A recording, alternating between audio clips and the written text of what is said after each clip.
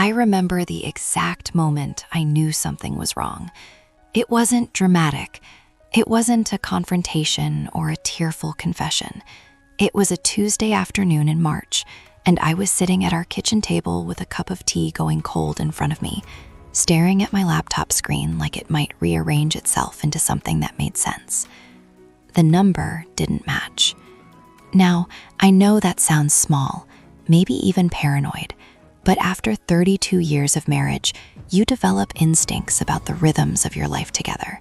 And our retirement account had a rhythm. Every month, like clockwork, contributions went in. Every quarter, I'd check the balance, watch it grow, feel that small surge of relief that we were doing it right, that we'd be okay, that after decades of work, me as a pediatric nurse, my husband David as a project manager, we'd earned the right to travel, to relax, to finally stop worrying about money. The balance was lower than it should have been. Not catastrophically, just off. About $15,000 off. I sat there for a long time, my fingers hovering over the keyboard, trying to remember if there had been some expense I'd forgotten about. A home repair? Medical bills? But no, I'm the one who handles our finances. I'm the one who pays the bills, who tracks every expense in the little spreadsheet I've maintained since we got married. David always joked that I could account for every penny we'd ever spent. He meant it as a compliment, I think. Or at least I used to think so. I refreshed the page. The number didn't change. My first instinct wasn't anger. It was confusion, threaded through with something colder. Fear, maybe, or the beginning of it. "David?" I called out. He was in the garage, probably tinkering with something. He'd been spending a lot of time out there lately.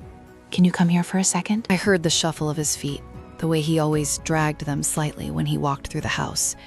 He appeared in the doorway, wiping his hands on a rag, that easy smile on his face.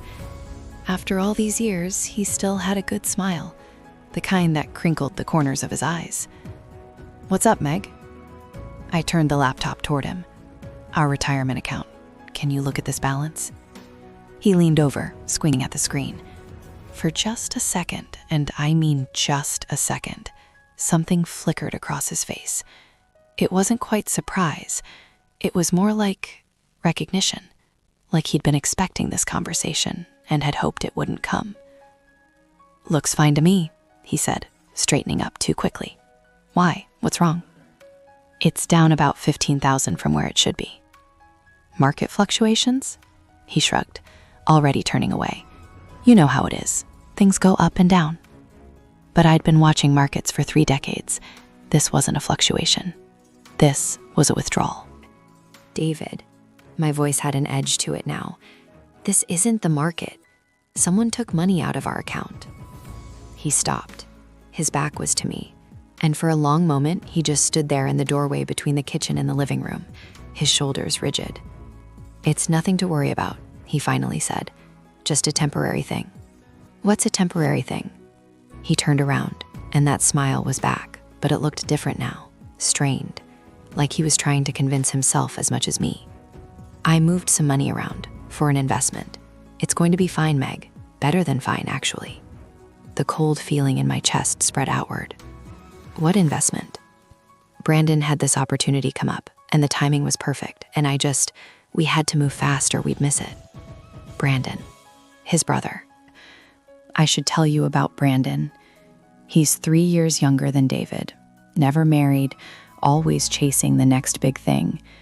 In the 32 years I'd known him, he'd started a food truck business that folded in 6 months, a revolutionary car wash concept that never got off the ground, and at least a dozen other ventures that existed mostly in his enthusiastic descriptions. David loved his brother, admired him even, saw him as creative and entrepreneurial, where I saw him as reckless and unreliable. "How much?" I asked. Let's not focus on the amount right now. Let's focus on the opportunity. Brandon found this crypto thing, and it's not like the other stuff, Meg. This is legitimate. There are real investors involved, people who actually know what they're doing. How much? He looked his hands, at the rag he was still holding, at the floor, anywhere but at me. 15, he said quietly. Felt something inside me unlock and tumble open. $15,000. Money we'd saved over years. Money that represented hours of my life. Night shifts, double shifts, holidays worked while other families celebrated together. Money that was supposed to keep us secure. You took $15,000 out of our retirement account, I said slowly, to give to your brother for a cryptocurrency investment. I didn't give it to him, David said quickly. I invested it. We invested it. It's going to come back, Meg, with returns. This is a good thing. Did you think about asking me first? I knew you'd say no. The honesty of it stunned me. He said it so simply, like it was the most reasonable thing in the world. He knew I'd say no, so he just didn't ask. It's our money, I managed. I know, and I'm going to make more of it. You'll see. In 6 months, we'll be laughing about this. We'll probably be planning an extra vacation with the returns. Hard. He came over and tried to put his hand on my shoulder. I moved away. I need you to get that money back, I said. Meg, tomorrow. Call Brandon tomorrow and get our money back. Something in his face changed. The optimism drained away, replaced by something defensive. Trapped. I can't do that. Why not? It's already invested. That's how investments work. The money's in play. Then take it out of play. Uninvest it. Whatever. It doesn't work like that. There are penalties, fees. We'd lose money pulling out now. The smart thing, the financially smart thing, is to let it ride, let it grow, and then we'll have more than we started with. I stood up.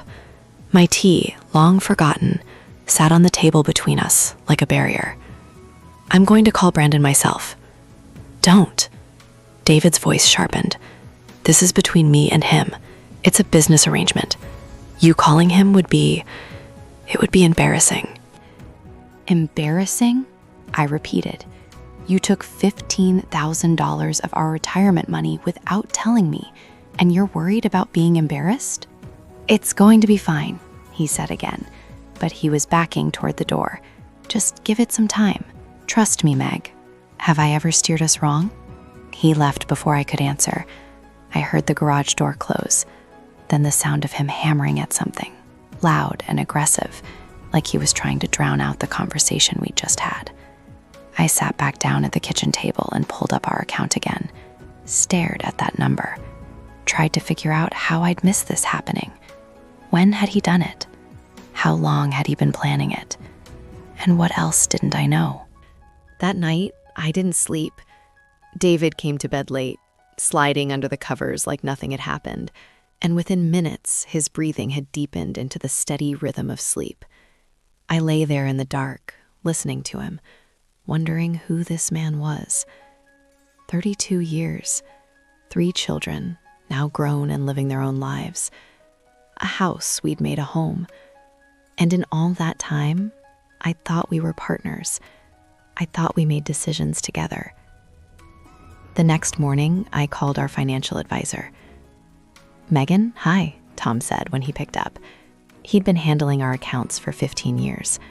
What can I do for you? I noticed a withdrawal from our retirement account, I said, keeping my voice steady. About $15,000. Can you tell me exactly when that happened? I heard him typing. Let me pull that up. Okay, yes, that was processed on March 1st. So about 3 weeks ago. This is hard. 3 weeks. David had taken that money 3 weeks ago and said nothing. We'd had dinner together every night. We'd watch TV. We talked about our daughter's new job, our son's upcoming wedding. Normal life. And underneath it all, this secret. And just to confirm, I said, that withdrawal was authorized by David? Yes. He called in, verified his identity, and requested the transfer to an external account. What account? More typing. It looks like it went to a business account. B.R. Hathaway Enterprises. Brandon Richard Hathaway. Of course. Thank you, Tom. Is everything okay, Megan? I thought about that question. About what okay even meant anymore. I'm not sure yet, I said honestly. I'll call you back.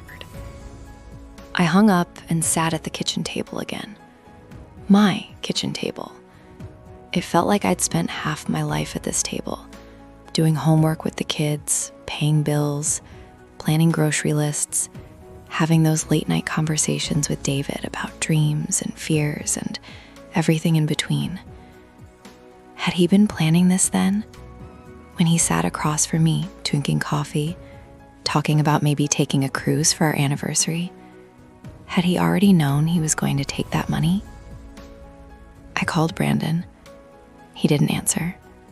I left a message, keeping it light and friendly, asking him to call me back. Then I went to work because I had patients and needed me. Children who deserved a nurse who wasn't distracted by her own problems. But I was distracted. All day, between checking vital signs and administering medications and comforting scared kids, I kept thinking about that number, $15,000. It felt too specific to be random. Had Brandon asked for exactly that amount? Had David decided on his own how much to invest? Brandon called back while I was driving home. "Hey, Megan," he said, all cheerful warmth. Brandon had always been charming. That was part of the problem. "Got your message. What's up?" "I wanted to talk to you about the money David invested with you." A pause. Brief, but I caught it.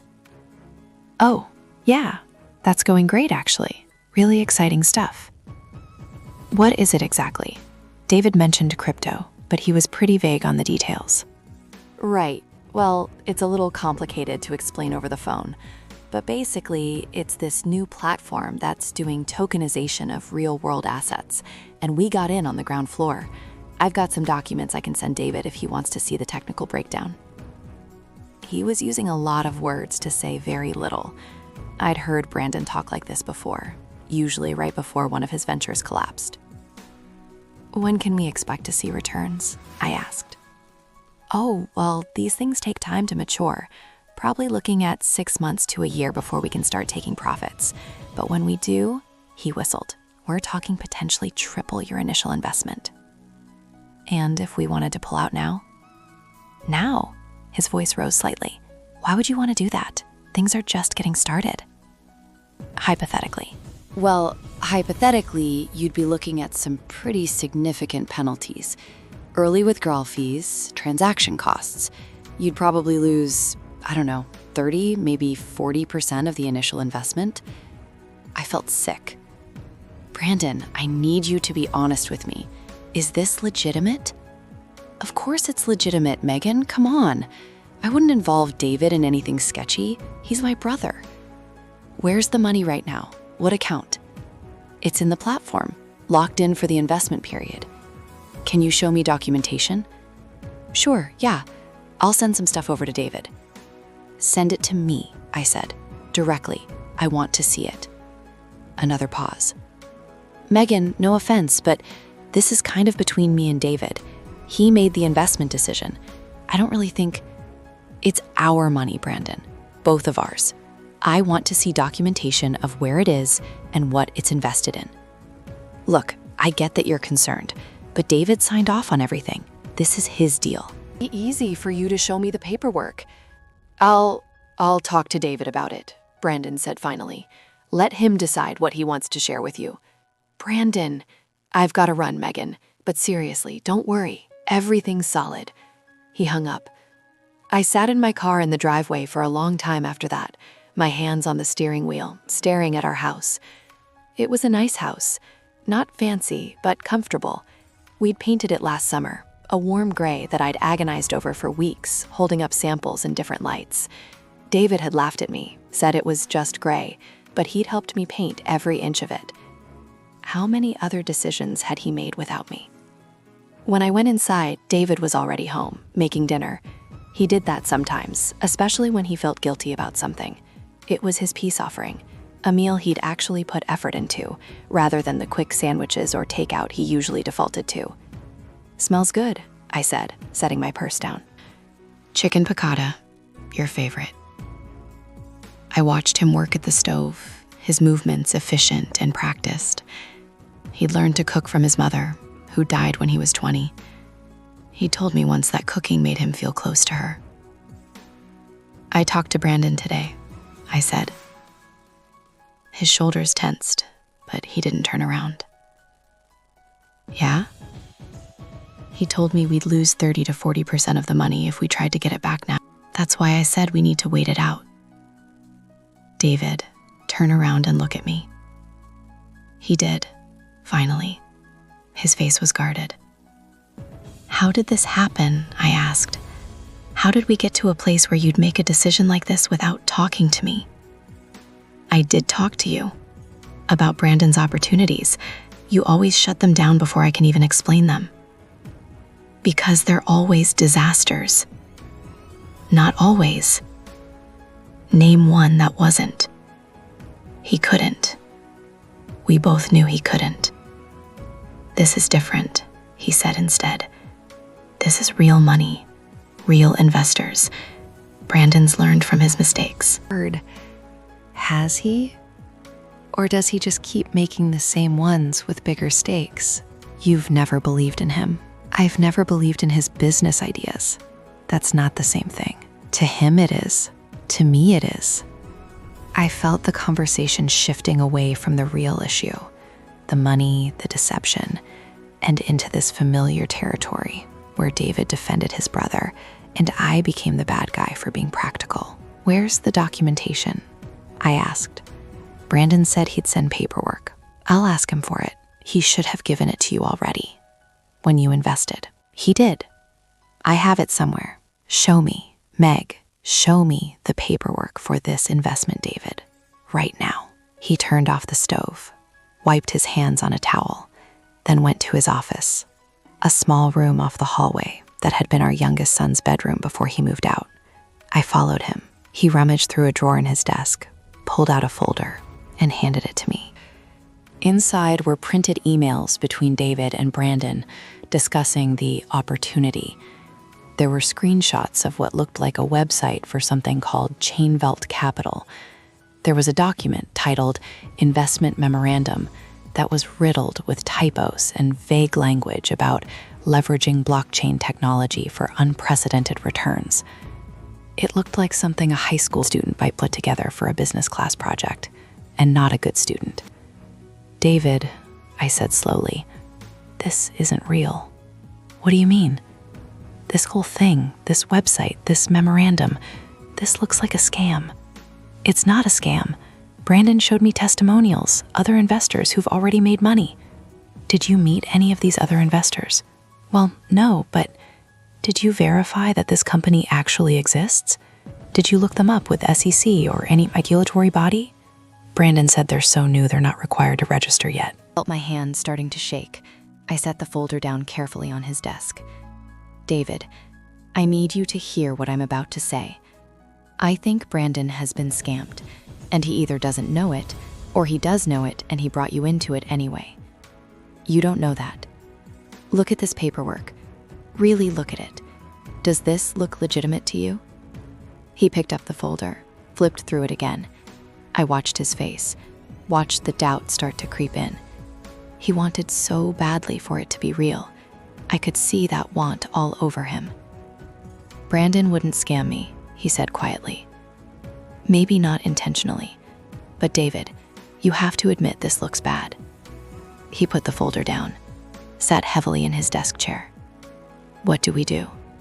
he asked. It was the "we" that got me. After everything, after making the decision alone, after keeping it secret, after defending it, now it was "we." Now that there was a problem, now that there might be consequences, suddenly we were partners again. "First," I said, "we need to find out if that money is actually gone. We need to trace where it went after Brandon's account." How do we do that? I don't know yet, but I'm going to find out. I spent the next 2 days becoming an expert in crypto scams. I read articles, joined online forums, talked to people who'd been through similar situations. What I learned wasn't encouraging. These scams were everywhere, and they all followed the same pattern: promise huge returns, create a sense of urgency, show fake proof of success, then take the money and disappear. Sometimes the scammers strung people along for months, even letting them withdraw small amounts to build trust before hitting them with requests for more money. The $15,000 I'd found, I was starting to think that might just be the beginning. On Friday, I got home from work to find David on the couch, his face pale.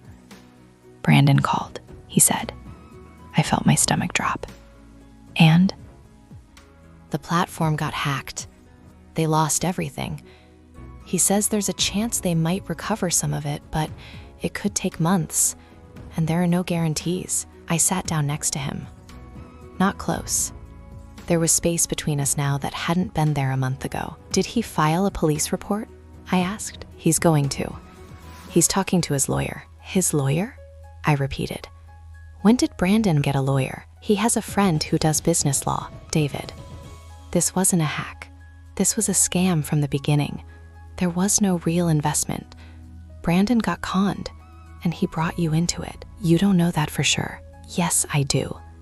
And deep down, I think you do too." He put his face in his hands. For a long time, he just sat there, and I watched him. This man I'd loved for more than 3 decades. I watched him realize what he'd done, what he'd lost, what he'd risked. "I'm so sorry," he finally said, his voice muffled through his hands. "God, Meg, I'm so sorry." Sorry doesn't get our money back. I know. Sorry doesn't fix the fact that you lied to me. I didn't lie, you took money out of our account without telling me. You kept it secret for weeks. You defended it when I confronted you. What do you call that? He didn't answer. "I need to know something," I said. "Is this the only time? The only money?" He looked up at me, and I saw something in his face that made my chest tighten. "David, is this the only money you gave Brandon?" There were a few smaller amounts before, over the past year. The floor seemed to tilt under me. "How much?" Maybe another 10,000 total? Maybe? Around 10. So $25,000. That's what you've given your brother over the past year. It wasn't giving, it was investing. Where's the money, David? Show me returns. Show me profits. Show me anything that proves this wasn't just you giving your brother our retirement savings. He couldn't. We both knew he couldn't. I stood up. I needed to move. I walked to the window and looked out at our backyard. We had a bird feeder out there that I filled every week. Cardinals came in the morning. In that moment, standing in my living room, realizing that my husband had given away $25,000 of our retirement money, I found myself thinking about those cardinals, about how they came every morning, trusting that the food would be there, about how I'd never once forgotten to fill that feeder. "I need to check something," I said. I went back to the laptop, logged into our account, and this time I didn't just look at the recent balance. I went back through a year of transactions, looked at every withdrawal, every transfer, and there they were, little amounts. $2,000 in April, $3,000 in June, $1,500 in September, another $5,000 in November, all coded as transfers to external accounts. I added them up 3 times, hoping I was wrong, but I wasn't. "David?" I called. My voice sounded strange, too calm, too controlled. "Come here, please." He came slowly, like a man walking to his own sentencing. "It's not 25,000, I said, showing him the screen. "It's not even close to 25,000. He leaned over, looked at the numbers I was pointing to.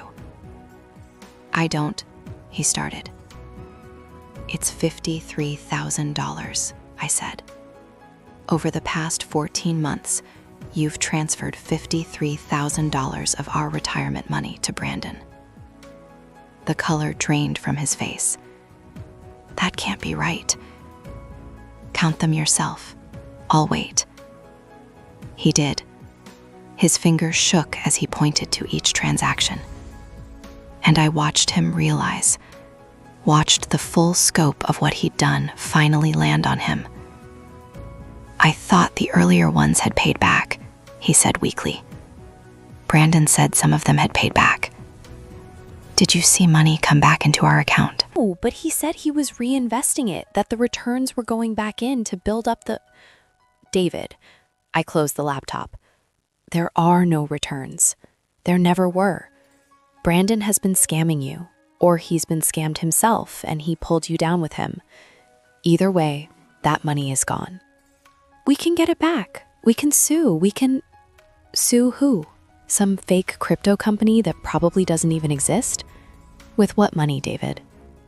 Our retirement savings that you gave away? Stop saying I gave it away. What would you call it? I was trying to help us, to help secure our future. Our future, I said, is now missing $53,000. He sank onto the couch. I stayed standing. I didn't trust myself to sit next to him. Didn't trust what I might say if I got too close.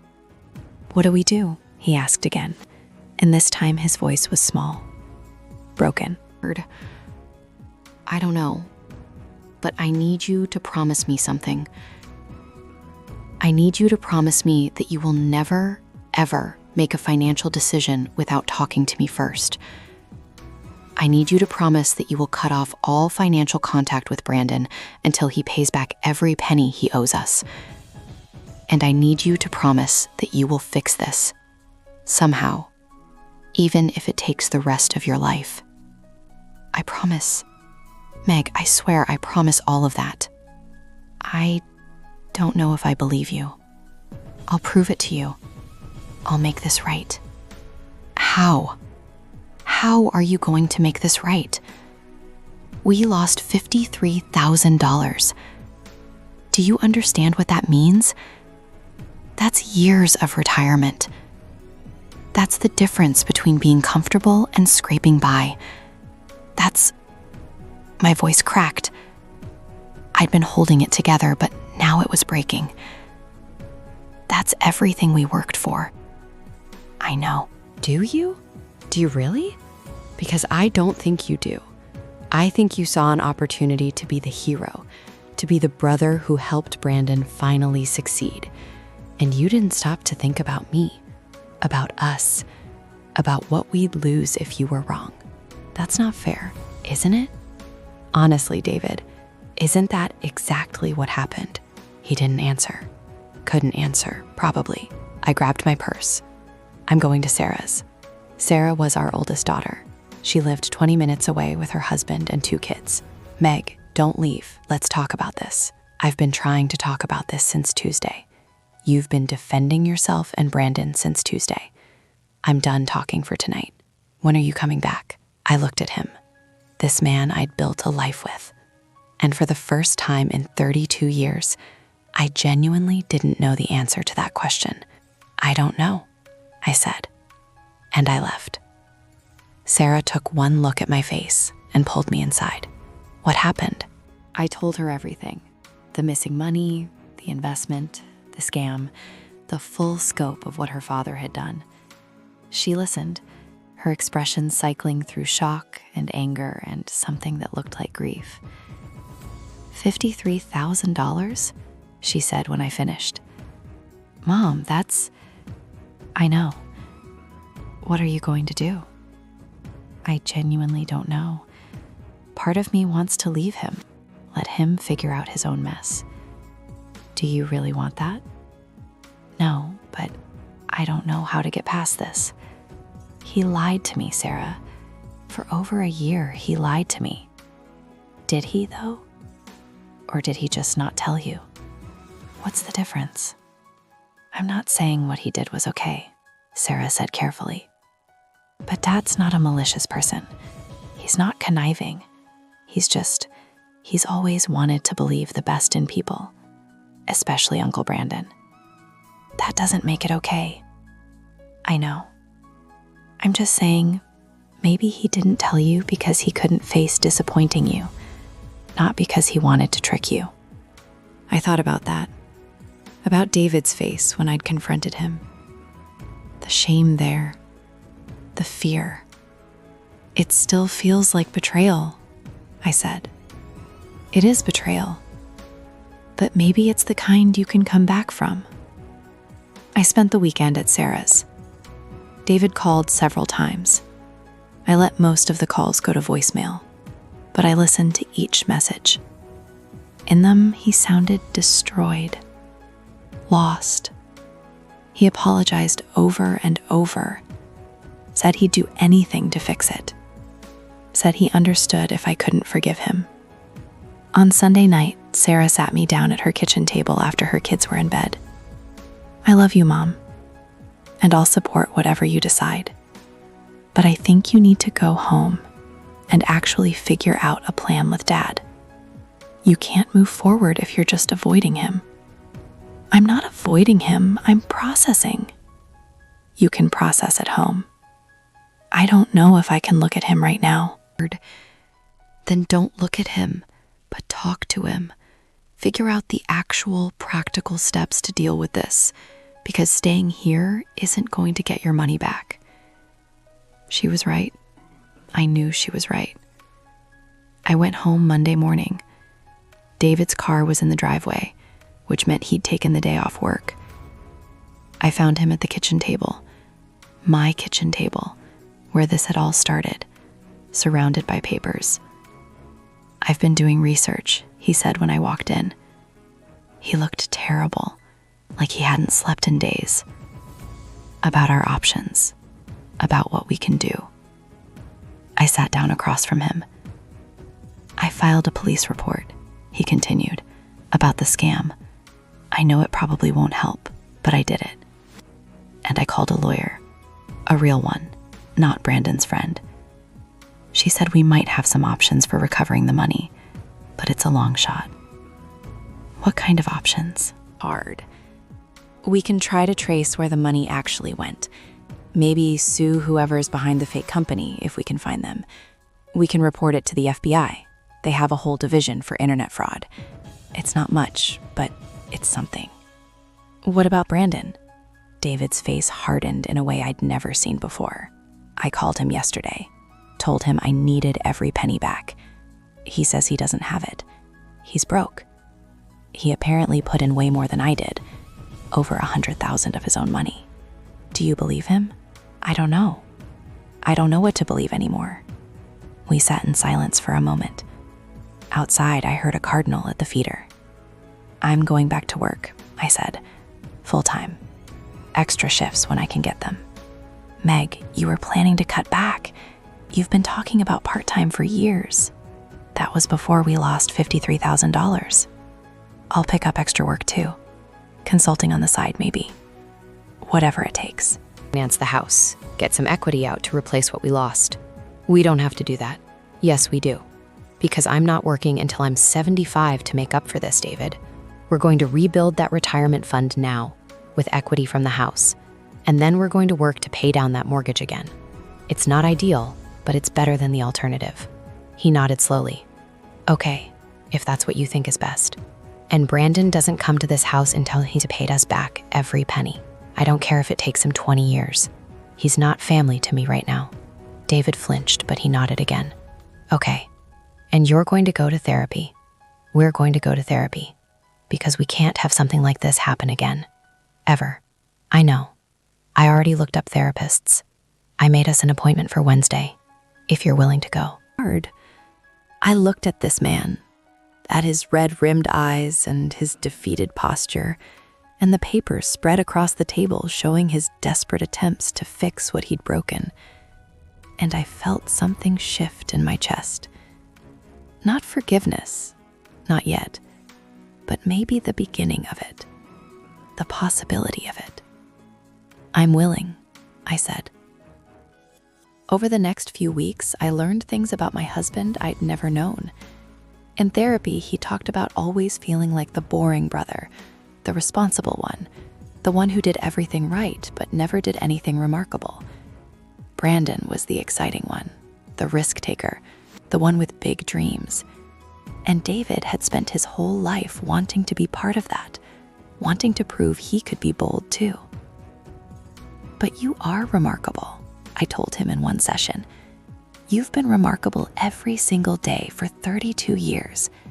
You've been steady and reliable and present. Do you know how valuable that is?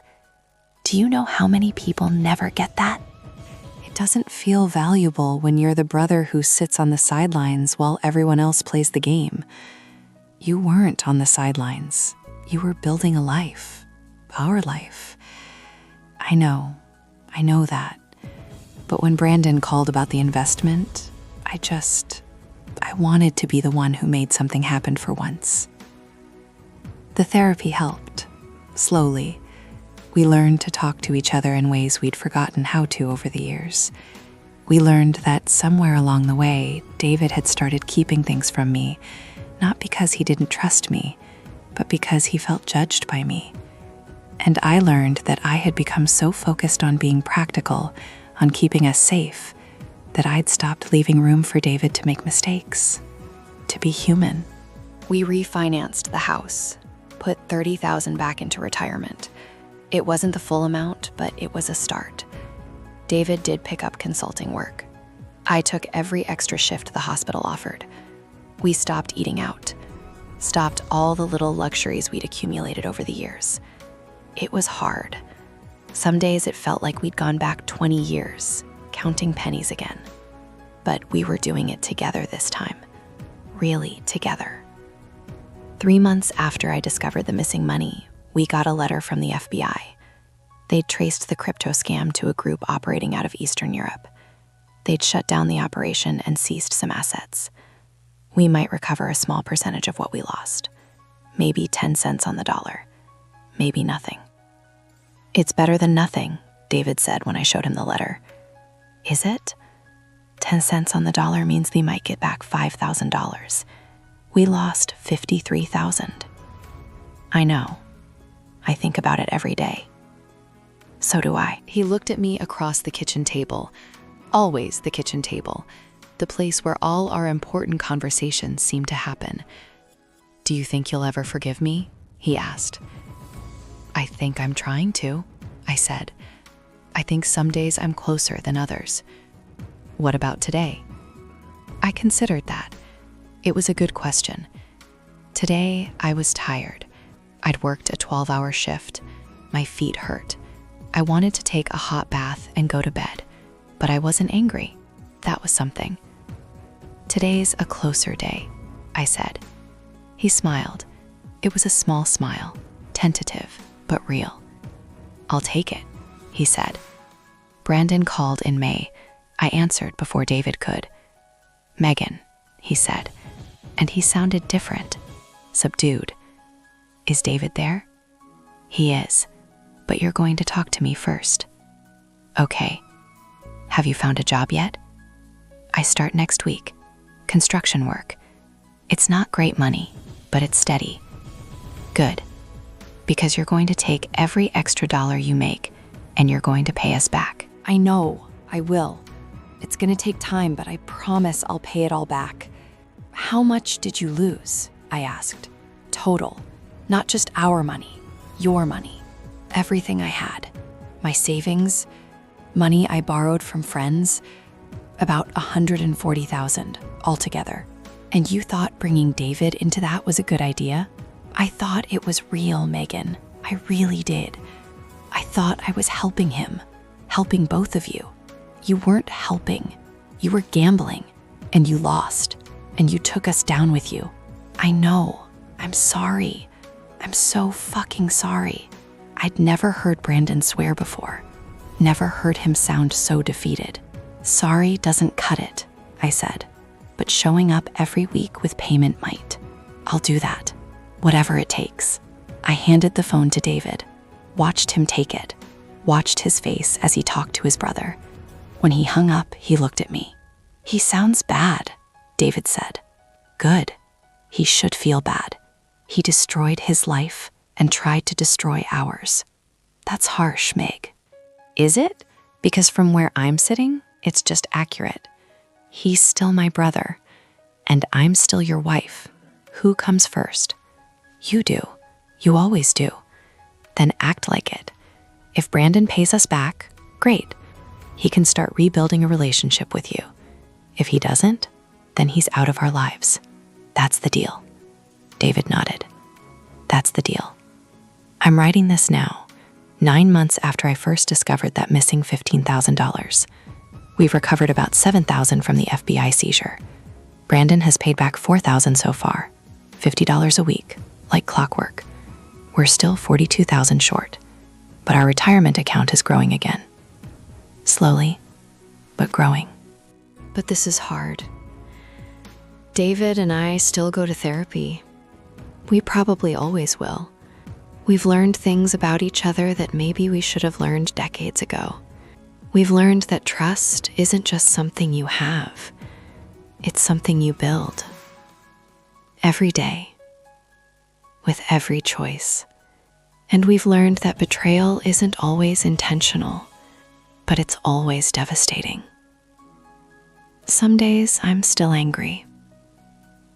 Some days I look at our budget, at the extra years we'll have to work, at the trips we won't take and the comfort we've lost. And I feel that anger like a physical weight. But other days, I look at David, really look at him, and I see a man who made a terrible mistake, but who's spending every day trying to make it right, who's become vulnerable in ways he never was before, who's learned to ask for help, to admit when he's wrong, to put us first. Is that enough? I don't know yet.